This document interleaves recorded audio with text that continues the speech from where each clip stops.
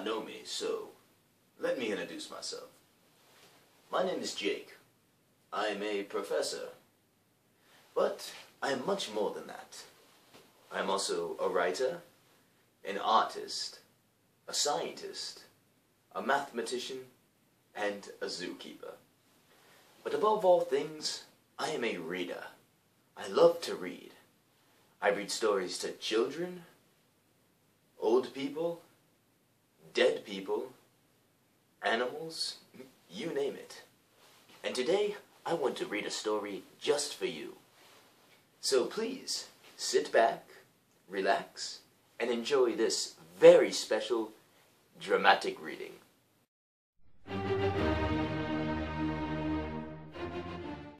Walter the Farting Dog by William Kotzwinkle and Glenn Murray. Illustrated by Audrey Coleman. Betty and Billy brought Walter home for the dog pound. Nobody wanted him, said Billy. But we love him, said Betty. Well, he smells awful, said their mother. I think you'd better give him a bath. Mother walked in and said, he still smells awful.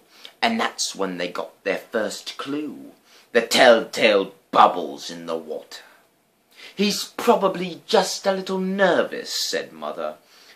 His stomach must be upset. But Walter's stomach wasn't upset. Walter's stomach was fine. He felt perfectly normal. He just farted a lot. He did it when he bathed. He did it when he played with Betty and Billy. He did it when he walked around the house. He did it in the dining room. He did it in the kitchen. And he did it in his sleep. That dog farts morning, noon, and night, said Father. He can't help it, Daddy, said Betty and Billy. They didn't mind Walter's farts. So what if he farts, Billy said to Betty when they were alone in their room with Walter. Betty agreed. Walter agreed too. He sat there, looking innocently around, farting. Take him to the vet, said Father. Farting, said the vet, or rectal flatulence, as we say in the medical profession, and prescribed a change in diet.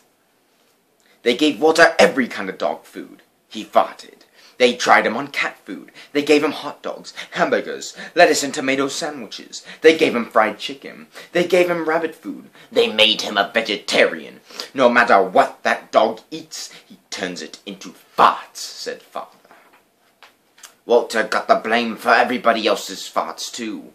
If Uncle Irv let one slip, he just went on and stood near Walter. Then all he had to say was, Walter! And everyone would look at poor Walter. He has to go back to the pound, said Father. No, Daddy, please, begged Betty and Billy. Don't send Walter away. He goes tomorrow, said Father. They pleaded. Walter farted. It was all over. That night Betty and Billy cried in their beds, and Walter looked at them unhappily. Oh, Walter, said Betty, you've got to stop farting. Because Father is going to send you back to the dog pound tomorrow, said Billy. Walter knew how serious the situation was. He'd never see Betty and Billy again. He resolved to hold in his farts forever. When Betty and Billy fell asleep, he walked down to the kitchen to see if there was anything around to eat. He managed to open the cupboard door with his nose and found the 25-pound bag of low-fart dog biscuits the vet had prescribed for him, which made him fart even more. Even though he knew they made him fart more, he couldn't resist. He ate the entire bag. Very tasty, Walter said to himself.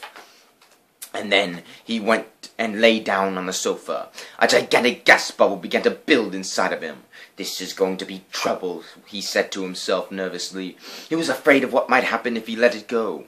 He thought maybe the house would explode, so he kept it in. It wasn't easy. In fact, it was torture. But he had resolved never to fart again. His future depended on it. As he lay there with his tail wrapped tightly between his legs, he heard a noise at the window. He watched it slowly open. A pair of burglars came through. They dropped silently into the kitchen. "Watch out for the dog," said one of the burglars. "He won't bite," said the other. "He's a wimp." Walter might have bitten them, except he was so filled with gas he couldn't move. They tied a rag around his snout so he couldn't bark. "Okay," whispered the first burglar, "let's clear the place out." They took everything they could to get their hands on. Walter wanted to stop them, but he was having unbearable gas pains. He rolled on his back and waved his paws in the air. He gashed his teeth. "We've got it all," said the second burglar. "Let's go." That's when Walter let it fly. It was the worst part of his life. It made a tremendous noise and shot him across the room. A hideous cloud filled the air. The burglars clutched their throats, unable to breathe. With tears down their eyes, they ran for the window. They tried to grab their bag with all the valuables in it, but their arms were too weak. "Let's get out of here!" They jumped out the window and ran up the block, choking and gasping for air, still blinded by Walter's attack. They stepped into the headlights of an approaching police car. "Hold it right there," said the policeman. When father and mother came home in the morning, they found the open window, and they saw the bag with their valuables in it, and Walter was sitting beside it. He still had the rag tied around his snout. You'd have to say he looked heroic. "He saved the silverware," cried mother. "He saved the VCR," cried father. "Good dog, Walter. You're our dog, even if you do fart all the time." And so the family learned to live with Walter, the hero dog. And that is the end of our tale. Yes, a very special tale indeed. Thank you for watching this very special dramatic reading. Now, before you go, I want to ask you something. As you're in your bed, tucked under your covers tonight, I want you to think. What would you do if you were in Walter's place? And have you ever been in that place? Have you ever been judged or misunderstood? Please, think about that. And as always, good night.